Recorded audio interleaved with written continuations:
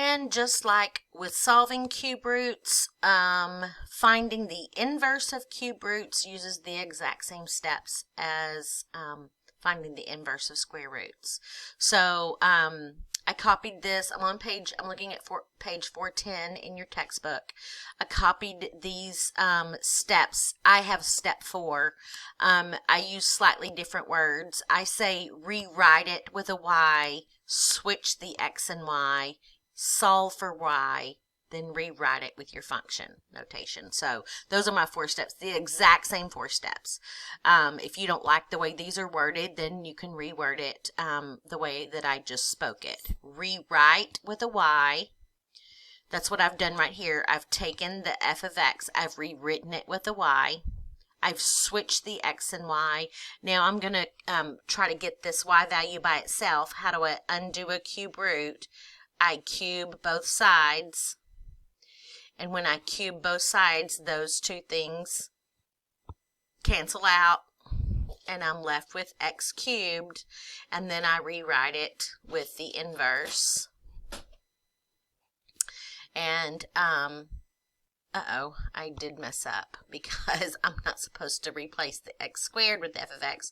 I'm supposed to take the y out and put that in its place. So I need that to say x cubed. And they're showing you right here that this is the graph of the cube root of x, which we recognize after doing the last lesson. This is the graph of the x cubed.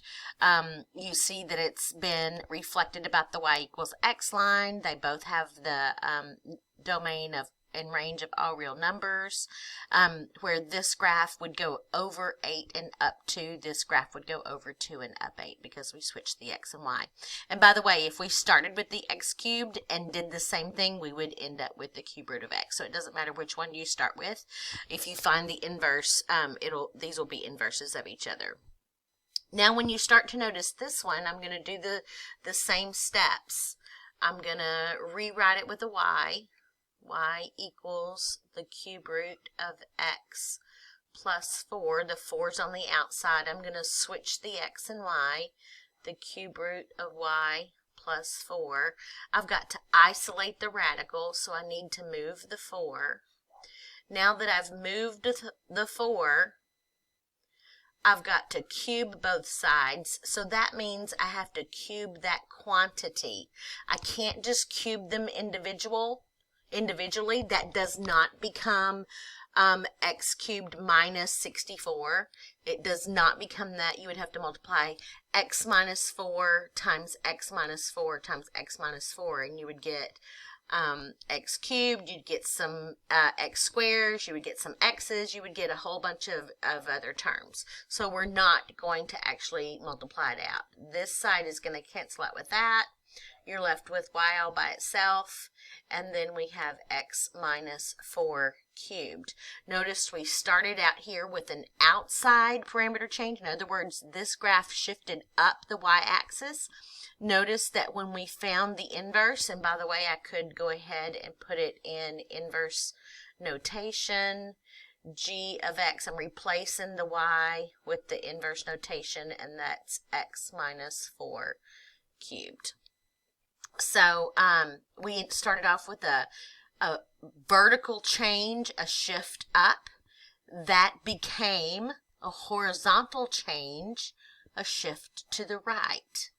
And it should make sense, because what do we do with inverses? We switch the x and y. So if this function had a vertical shift, the inverse function is going to have a horizontal shift.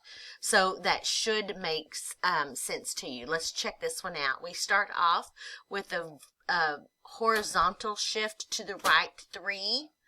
We see that horizontal shift right here. We move to the right 3, and then we're moving up 5. So right 3, up 5, and that's where we get to the middle of that graph. So the negative 3 is going to move to the outside. The positive 5 is going to move to the inside. So instead of going right and up, we're on this one over here. We're still going to go right, but we're going to go right a different amount, and we're going to go up. the different amounts. So the values that we that we moved changed. Here we went right 3 up 5. Here we're going right 5 up 3. And then if you actually work the problem, you will see how that happens.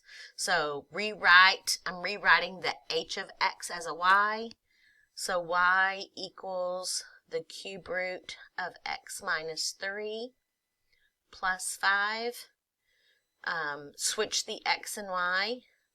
Cube root of y minus 3 plus 5. Isolate the radical by subtracting 5 from both sides.